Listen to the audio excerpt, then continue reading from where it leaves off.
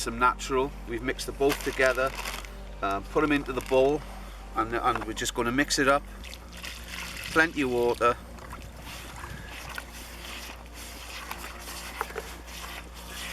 And even more.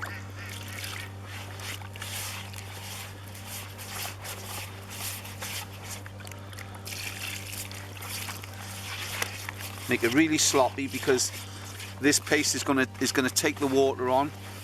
It'll absorb it all, become a little bit stiffer. It even needs more water. So there you go, that's just 2 bags there of the Evezet paste, mixed up, nice and sloppy. Simple as that. We'll leave that now for 10 minutes and we'll be ready to go, ready to fish. That'll be absolutely superb.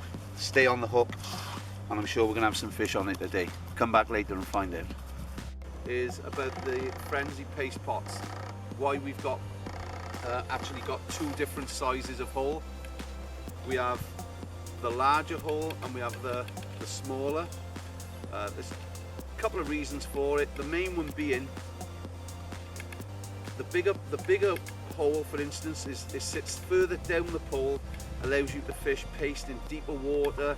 Also, if it's a windier conditions where you need to keep a little bit tighter line so you're not blowing everything about everywhere, you can sit your paste in there.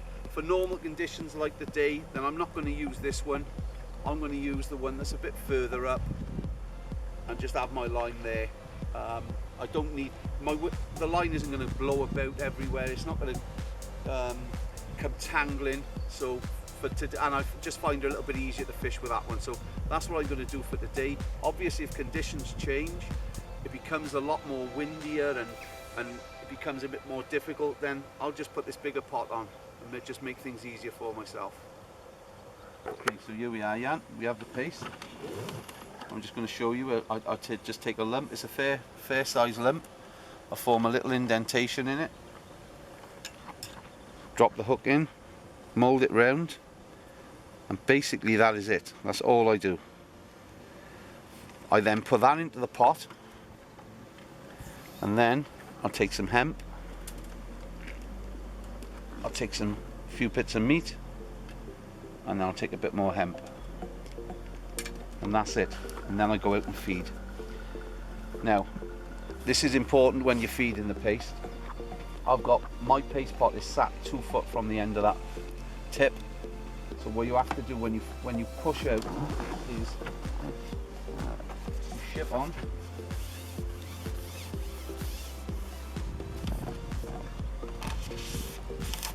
Because when I plumbed up, I know that is my distance there, which is on that P. So I now need to go 2 foot further to find my correct depth. So I just go through 2 foot further. I line up on my far bank marker. I pour my paste in, and then I just pull back to the P. Now that float is going to sit directly above that paste going in, so it's not going to pull off on the way down. And you will see that float should pop in a minute now.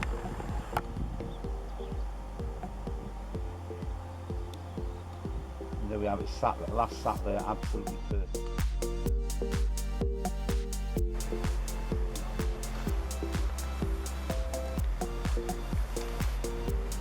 What's got on here? Proper one, yeah. Yeah.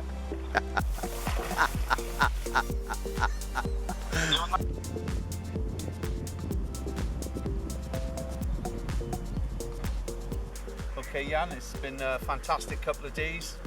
We've finally finished our 2 days together. It's been a really good time. Really enjoyed having your company. Introduced you to some paste fishing here at Larford. Made a promise to you, said you'd catch your biggest whole caught carp that you've ever caught, and there it was. You've had a 19 pounder and many others over that 6 kilo mark, which you asked me to do. It's been a pleasure having you.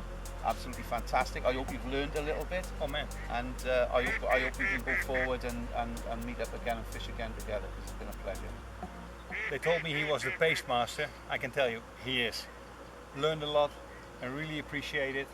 I know that you didn't tell me everything because we will probably meet up again in a competition. But hey man, thank you very much for 2 super days. Thank you. You learned too quick. So I've told you enough. All right. Next year.